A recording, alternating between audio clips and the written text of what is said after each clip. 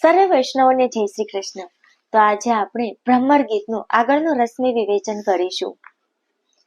આટલું સાંભળતા જ ઉદ્ધવજી ચકડવકડ થઈ ગયા અને વિચારવા લાગ્યા કે આ હું શું સાંભળું છું.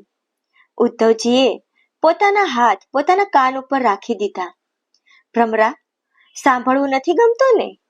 પણ કેટલા નિર્દયી છે તે તું નથી જાણતો હો. તેની સગી માની વાત કરીએ છીએ હો. બોલ ભ્રમરા, કોઈ પોતાની સગી માને મારે ખરા? પણ ભ્રમરા, આણે તો ફરસી ઉપાડીને સગી માને જ પહોંચાડી દીધી હો. અને પછી તો આખા ક્ષત્રિય વંશનો નાશ કરી નાખ્યો. પછી તેના રક્તથી મોટા મોટા કુંડો ભરી પોતાના પિતૃઓને તૃપ્ત કર્યા. આવા નિર્દય છે. ત્યાં વચમાં ગોપીજન બોલ્યા, સખી, છતાં એક વાત છે હો. ભલે પરશુરામે સગી માને મારી, પણ પોતાના પિતાશ્રી જમનાગ્નિ ઋષિને પ્રસન્ન કરી ફરી પાછી સગી માને જીવતી તો કરી હતી ને. ત્યારે આ તો આપણને જીવતા જીવત જ મારી નાખવા ઊભા થયા છે ને. બોલ ભ્રમરા, આવા છે તારા મિત્ર કપટી. ભ્રમરા, અમને તો લાગે છે કે તું પણ તારા મિત્રથી ઓછો ઉતરે તેમ નથી. તારી અને તારા મિત્રની જોડી ખૂબ સુંદર લાગે છે હો. ખરેખર બેઉ સરખા છો. રંગનું સામ્ય તો ખૂબ જ સારું કર્યું છે. એ પણ કાળા ને તું પણ કાળો. એ પિતાંબર પહેરે ને તારું મોઢું પીળું, મળતા મેળ. ત્યાં એક ગોપીજીને કહ્યું કે એ જોડીનું કઈ નામ તો આપો. ત્યાં એક સખીએ સ્પષ્ટ શબ્દોમાં કહી દીધું કે ત્યાં બેઠા છે તે મહંત અને આ તેના ચેલા. આ જોગીને ચેલાને મેળ સારો છે હો. એક ગોપી બોલ્યા, સખી, મહંત અને ચેલા કઈ ગામમાં ન રહે, એ તો તીરથમાં રહે. અરે સખી, તને ક્યાં કઈ ખબર છે? આ મહંતને ચેલો પણ તીરથમાં જ રહે છે. તીરથમાં રહે છે એમ? તો સખી, એના તીરથનું નામ શું? સખી, એના તીરથનું નામ છે કુબ્જા તીરથ. સખી, આ કુબ્જા તીરથ વળી ક્યાં આવ્યું? જ્યાં ગયા ત્યાં, મથુરામાં. બીજે ક્યાં? ત્યાં જ વાસ કરે છે ને સખી. આ તીરથની એક વિશેષતા છે. ગંગાજી જેવા કોઈ હોય ને ત્યાં જઈને કોઈ સ્નાન કરે ને તો બધા પાપ ચાલ્યા જાય. પણ આ કુબ્જા તીરથ તો તેના કરતા સાવ ઊંધું કરે, ઉલટું તીરથ છે. બીજા તીરથમાં જઈને તો ઇન્દ્રિયો પવિત્ર થાય, શુદ્ધ થાય. પણ આ કુબ્જા તીરથમાં જઈને સ્નાન કરે તો કિયો ઇન્દ્રિય કો મેલા, ઇન્દ્રિયો ઉપર વધારે ને વધારે મેલ ચડે. ભ્રમરા, ત્યાં મથુરામાં અડો જમાવીને શું વિચાર છે તારા મિત્રનો? તને મઠ બાંધવા માટે મોકલ્યો લાગે છે, નવો આશ્રમ બાંધવો લાગે છે. પરંતુ યાદ રાખજે ભ્રમર, તારા મિત્રને કહી દેજે કે વ્રજમાં આવીને મઠ કે આશ્રમ બાંધીને રહ્યા ને તો હવે કોઈ અડધા રોટલાનું બટકું પણ નહીં આપે. શું સમજ્યું?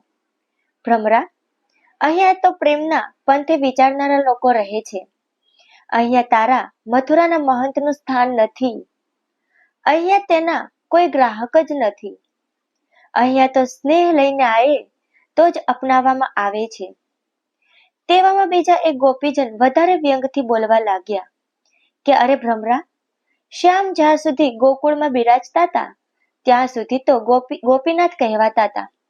પણ ભ્રમરા, અમને લાગે છે કે તારા મિત્રને ગોપીનાથ કહેવડાવવામાં કઈ ઉણપ દેખાતી હતી. તેથી હવે કુબ્જાનાથ બનીને યાદવ કુળની કીર્તિ ખૂબ ઉજ્જવળ કરી દીધી હો. તારા મિત્રે દાસી કુબ્જાનું જૂઠણ ખાધું એટલે આખું યાદવ કુળ પવિત્ર થઈ ગયું હો. પણ હે ભ્રમરા, તારા મિત્ર શ્યામ તો આ રીતે કુબ્જાનાથ તરીકે ઓળખાવા લાગ્યા, તેમાં તેને કાંઈ લાજ શરમ નથી આવતી? બોલ ભ્રમરા, બોલ, કંઈક તો બોલ. પરંતુ તારી હેસિયત કેટલી, તો શું બોલી શકવાનો? ભ્રમરા, અમને તો એક જ આશ્ચર્ય છે કે ગોકુલ મેં જારી કૌ પાઈ નાહી મુરારી, લલિત ત્રિભંગી આપું હે કરી ત્રિભંગી નારી, રૂપ ગુણ સિલકી. એક વાત તો કર ચતુર ભ્રમરા, કે શ્યામને અમારા વ્રજમાં એવું કોઈ યોગ્ય પાત્ર ન મળ્યું તે લલિત ત્રિભંગીએ ત્રિવંકી કુબ્જાને પસંદ કરી. પરંતુ સાચી વાત બીજી જ છે, તે તું પણ નહીં જાણતો હો. ભ્રમરા, અમારા ગોકુળમાં સર્વ ગોપીઓ રૂપ રૂપના ભંડાર છે.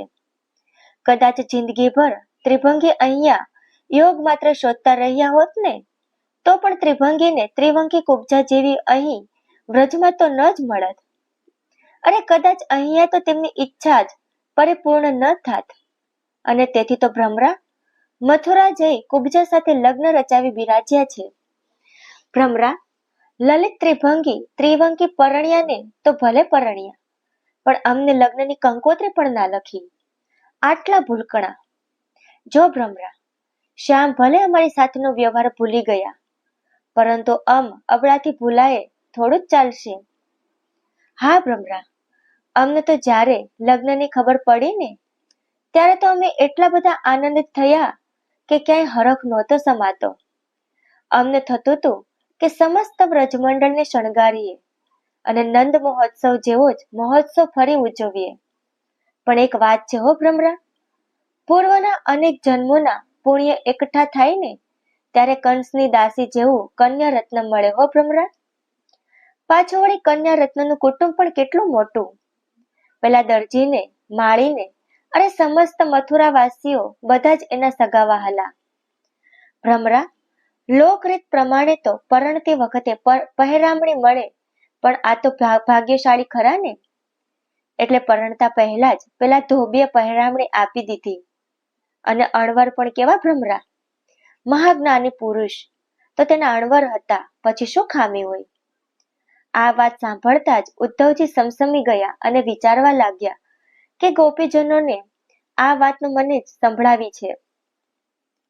અરે ભ્રમરા, વર કન્યાની હજુ તો જ્યાં નજર જ મળી હો, તે તો વેદ વિધિ પૂરી, લગ્ન થઈ ગયા હો. પહેલી નજરે જ કન્યાનું રૂપ જોઈ રસિયા રીઝી ગયા અને પધાર્યા સાસરિયામાં. પણ ભ્રમરા, અમને તો એક જ વાતનું દુઃખ થાય છે કે અમને લગ્નની કંકોત્રી પણ ના લખી, છતાં અમારાથી તેના જેવા અવ્યવહારો થોડું જ થવાશે. ભ્રમરા, તો જ્યારે શ્યામ પાસે જાને ત્યારે અમારો ચાંદલો વધાવો લઈને શ્યામને આપજે હો. અને લગ્નમાં ચાંદલો તો આપવો જ જોઈએ ને, વ્યવહાર શું કહે છે. પરંતુ અમારી પાસે તો શ્યામના સ્મરણ સિવાય બીજા કઈ મૂડી જ નથી, તેથી ચાંદલામાં અમારા પ્રાણ લઈને શ્યામને આપજે હો. આટલું અમારું કામ તો કરીશ ને. પણ ભ્રમરા, ભલે શ્યામે ત્રિવંગી સાથે લગ્ન કર્યા તો કર્યા, અરે હજુ ભલે લાખ સાથે લગ્ન કરે ને બીજી 10 કુબ્જને રાખીને રહે, પરંતુ અમારે તો તેની પ્રસન્નતામાં જ અમારી પ્રસન્નતા છે. પરંતુ ભ્રમરા, અમને તો એવું લાગે છે તારા મિત્રથી આ ખોટું કામ થતા થઈ ગયું છે, અને તેથી તો હવે અહીંયા વ્રજમાં પગ મૂકવા શરમાતો હશે. તારે તો હમણાં પરિચય થયો, તેથી તને વધુ ખબર ન હોય. પાછો ખૂબ શરમાળ છે, તેથી વ્રજમાં આવતા શરમાતો હશે. પરંતુ તારા મિત્રને કહેજે કે તેના મનમાંથી આવો ખોટો સંકોચ કાઢી નાખીને એકવાર અહીં વ્રજમાં જરૂર પધારે. ભ્રમરા, તારા મિત્રને કહેજે કે આવું કાર્ય કરવા બદલ ગોપીઓ શ્યામને માફ કરી દેશે. આખરે છે તો અમારો ને. અને છતાં એક વાત તો તું પણ સાંભળી લે અને તારા મિત્રને પણ સંભળાવી દેજે કે શ્યામે ભલે કુબ્જા સાથે લગ્ન કર્યા, પરંતુ જગતના લોકો કોઈ પણ કુબ્જા કૃષ્ણ નહીં બોલે, પણ જગતના લોકો તો અમારી સખીના નામ સાથે જ કૃષ્ણનું નામ બોલશે. જગતના લોકો તો સદા સર્વદા રાધા કૃષ્ણ જ બોલવાના હો. શું સમજ્યો? રાધા કૃષ્ણ. અને તો પણ યાદ રાખજે કે રાધા કૃષ્ણ. એક વ્રજ ભક્તે કહ્યું, સખી, એ યાદ કરતા નથી તો આપણે પણ તેને શા માટે યાદ કરવા જોઈએ. એક વ્રજ ભક્ત બાજુમાં બેઠા હતા તે બોલ્યા, તારી વાત સાચી છે હો, તો કહે છે તે બિલકુલ બરોબર છે. જો સખી, આ વિશ્વમાં જેટલા કાળા શ્યામ રંગના હોય છે ને, તે બધા કપટી હોય છે. કુટિલતાથી તો તે પરિપૂર્ણ હોય છે. શ્યામ પણ કાળા છે, તેના હવે કેટલો ભરોસો કરવો. ત્યાં વળી એક બીજા ગોપીજન બોલ્યા કે કાળો કપટી જ્યારથી મથુરા ગયો છે ને, ત્યારથી જ મેં તો એક બાધા લીધી છે. યમુનાજીનો જળ હાથમાં લઈને બાધા લીધી છે હો. શાની બાધા લીધી છે સખી તે? શાની પ્રતિજ્ઞા કરી છે? સાંભળ સખી, જોલો માઈ હો જીવન પર જીવ, તોલો મદન ગોપાલ લાલ કે પંથ પાની પાઓ. સખી, એ જે માર્ગે મથુરા ગયા ત્યાં દહીં દૂધ વેચવા તો જવું જ પડશે, એટલે ચાલવું તો જોઈને જ, અને તેથી ત્યાં નહીં ચાલવું તેવી બાધા તો ન લેવાય. પરંતુ એ જે માર્ગે મથુરા ગયા તે માર્ગથી આવતા જતા નહીં ને કોઈ વાર ભર ઉનાળામાં તૃષ્ણા લાગે તો તે માર્ગના કૂવાનું પાણી હરામ, એ પંથકનું જળ ન પીવું. સખી, બાધા 2-4 મહિનાની નથી લીધી હો. જોલો માયકો જીવનભર જીવું, જીવનભરની પ્રતિજ્ઞા છે. ગમે તે થાય, સાથે કુંજો લઈને જાઓ, પણ તે પંથકનું જળ તો ન જ લેવું. તેવામાં એક બીજા ગોપીજનો બોલી ઉઠ્યા, સખી, મેં પણ પ્રતિજ્ઞા લીધી છે. તે વડે શાની પ્રતિજ્ઞા લીધી સખી? જો સાંભળ સખી, લોકો તો ચાતુર્માસમાં 4.5 મહિના જ કાળા વંત્યાંગ રીંગણા નથી ખાતા, પણ સખી, મેં જિંદગીભર વંત્યાંગ ન ખાવાની પ્રતિજ્ઞા લીધી છે. એક એક ગોપીજન પોતાની પ્રતિજ્ઞા યાદ કરીને કહે છે. એક બીજા ગોપીજન બોલ્યા, મેં એક બીજી પ્રતિજ્ઞા લીધી છે. જો સાંભળ સખી, એ જ્યારે મથુરા પધાર્યા ને પછી ઘરમાં આંજણ કરવાની જેટલી પણ કાજળની ડબ્બીઓ હતી ને તે બધી ભેગી કરીને યમુના જળમાં પધરાવી દીધી. સખી, હવે કોઈ દિવસ જીવનમાં આંજણ આંજવું જ નહીં ને.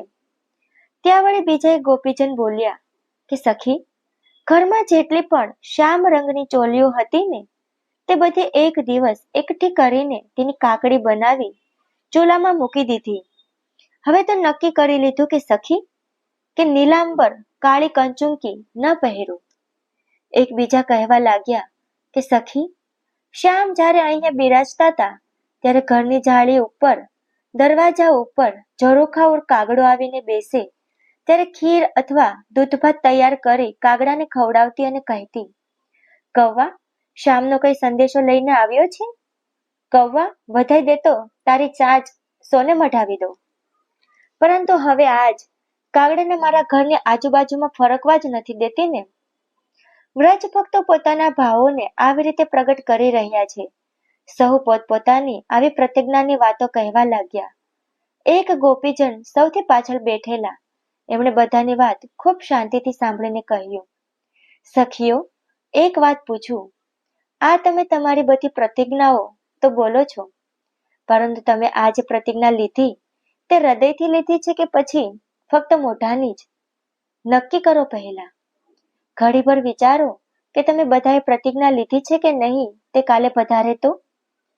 ત્યારે વ્રજભક્તોએ કહ્યું કે સાચી વાત છે, પ્રતિજ્ઞા લીધી છે, આ બધું છોડીને બેઠા છીએ, પણ સખી, નથી તેને યાદ કરવા, પણ છતાંય વાતો અને યાદ તો તેને જ કરીએ છીએ, ફરી ફરીને એ જ વાત. સખી, આ બધી મોઢાની પ્રતિજ્ઞા છે, હૃદય તો કહે છે ક્ષણ માત્ર પણ ભૂલી શકાય તેમ નથી, પળ પળ એની જ યાદ છે.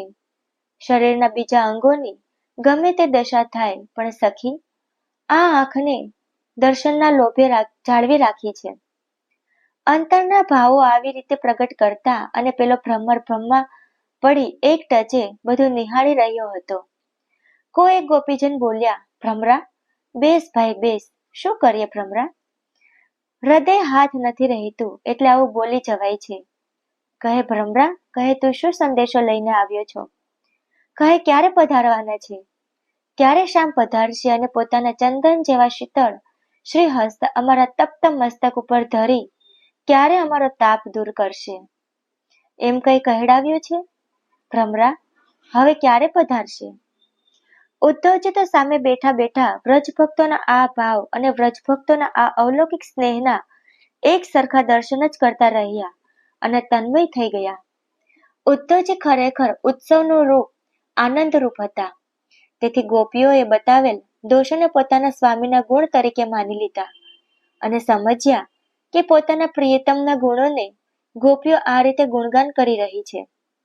ઉદ્ધવજીએ તેના દોષરૂપ ન માન્યા. તેનું એક કારણ છે.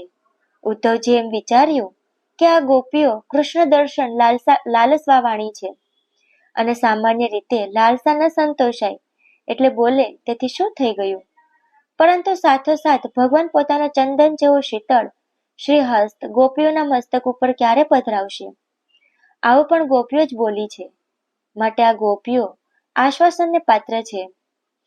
આવો વિચાર કરી ઉદ્ધવજી ગોપીઓને વંદન કરી કહેવા લાગ્યા કે હે ગોપીજનો, તમે બધા કૃતાર્થ છો.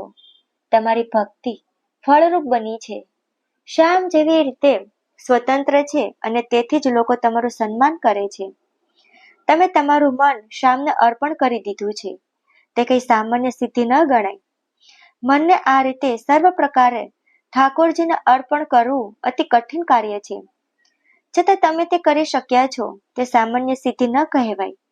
માટે તમે 3 લોકમાં પૂજનીય છો. વૈષ્ણવ, ઉદ્ધવજી આગળ ગોપીઓને શું સંદેશો આપે છે અને કેવી રીતે તેને આશ્વાસન આપે છે તે હવે આપણે આગળના ભાગમાં કહીશું અને સાંભળીશું. વૈષ્ણવ, તો તમને ભ્રમર ગીત સારું લાગ્યું હોય તો ચેનલને લાઈક કરજો, શેર કરજો અને સબસ્ક્રાઇબ કરજો અને કોમેન્ટ પણ કરી દેજો. તો હવે આપણે આગળના ભાગમાં મળીશું. સર્વે વૈષ્ણવોને જય શ્રી કૃષ્ણ.